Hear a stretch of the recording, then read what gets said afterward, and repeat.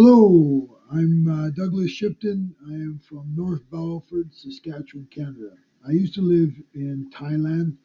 I used to live abroad for many years, even Malaysia as well, Singapore, and visited many countries in the area: Cambodia, Laos, China, Japan, Myanmar, etc.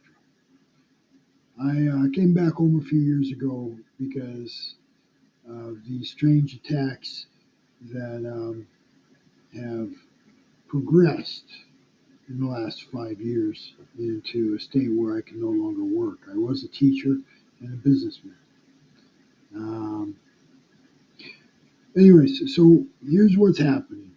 I came back to Canada, and at that time, 5 years ago, I truly believed the CIA, or the American clandestine forces, were attacking me.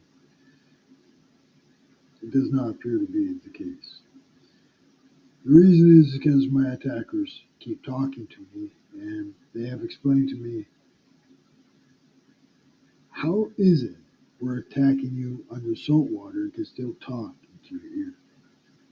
Why is it when you go into a cave that's hundreds of feet below the surface, full of limestone above, we can still talk to you and attack precise locations on your body? That's interesting. If you then look at what was happening in my life, it was very strange. How do they do this? I came back to Canada and I did not give up. I wanted to still work. I wanted to still make my dreams. I had a big dream of making the world a better and more beautiful place. How do I do that? So what I did is I tried to do underground mining. I thought, well, these guys are hitting me with direct energy weapons and stuff from a satellite or some other kind of technology. Under the ground, a kilometer under the ground, there's a potash mine near North Saskatoon, a few hours from North Belford, and a little bit past, maybe an hour past Saskatoon. Anyway, you get the idea. Yeah, I thought these guys can't hit me. And while I was doing my mining course and I was underground, they started to attack me. While we were driving around one of the little electric vehicles that the miners use. And not a very nice experience. My hopes and dreams of having a normal job, a regular life, were diminished. Um, the attackers kept telling me this world's a simulation, a false reality. I've been born here, man. I was raised here. You can't tell me this is not real. But after the attacks and after the anomalies of breaking the laws of physics, I realized something is wrong. I did other physics experiments as well. Sometimes just floating in water. Sometimes I'd sink like a rock. Other times I'd float to the surface.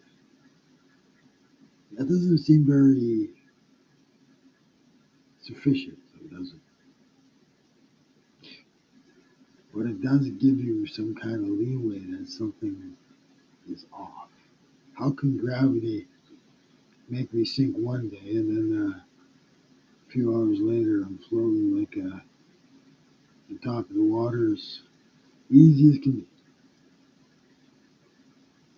be? I used to be a lifeguard, so it's important to me. Anyways, this simulation theory was very clear for me because they said to me, Doug, listen, we can prove it. And I said, I'm listening. Like, we know you are. If this world was not a simulation, how can we prove that? And the easiest way is precognitive premonitions. visions of the future events that have not happened yet.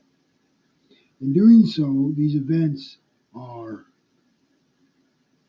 put in your mind from the future. They exactly happen the way they are shown in these visions, these dreams. And then they happen. And they're rather mundane things like me just talking to someone walking down the street, me skiing behind a boat and waving to people in the boat and saying, hey, how's it going? You know? And stuff like that.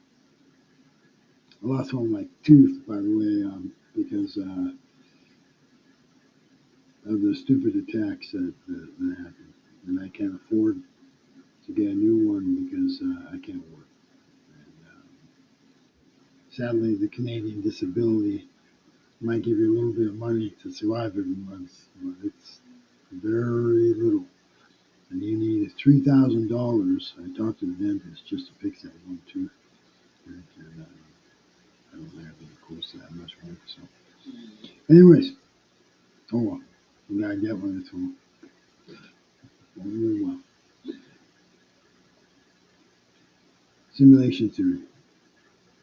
They said to me, while that dream was being sent to you in a future event, that means from whatever point in time, as that sending back through time, traversing time itself, this message from the future, all the people who died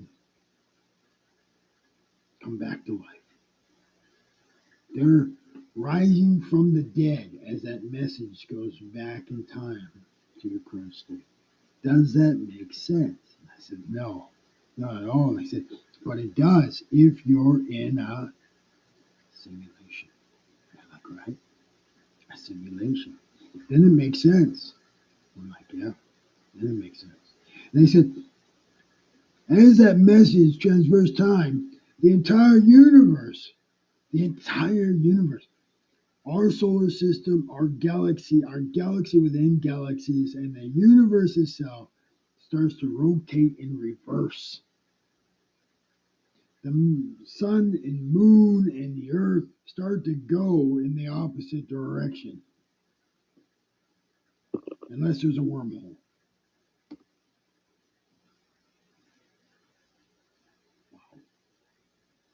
I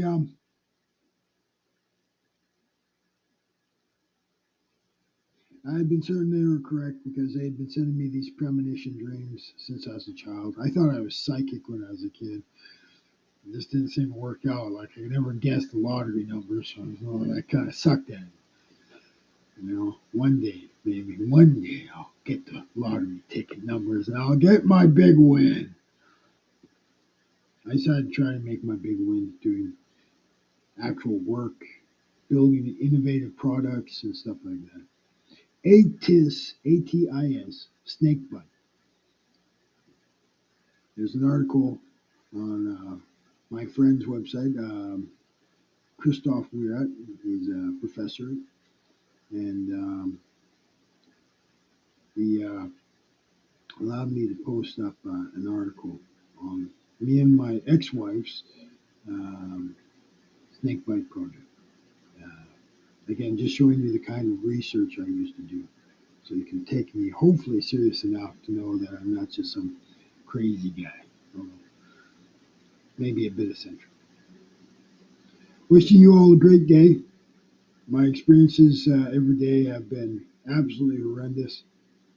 They wake me up and give me a poltergeist sensation of being sexually assaulted. And they then, throughout the day, attack my lower regions, my sensitive areas.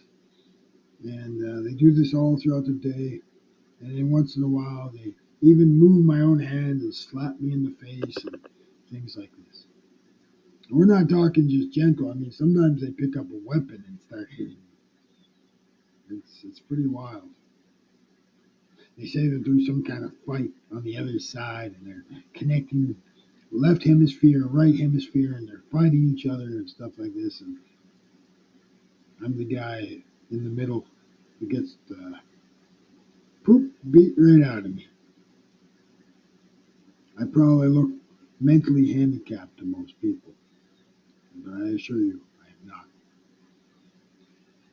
Even when the attacks are happening, people will talk to me, and I tell them, it's not me. Just please stay out of the way. That's all I can do. Wishing you a fantastic day, and I hope this helps. We live in a simulation.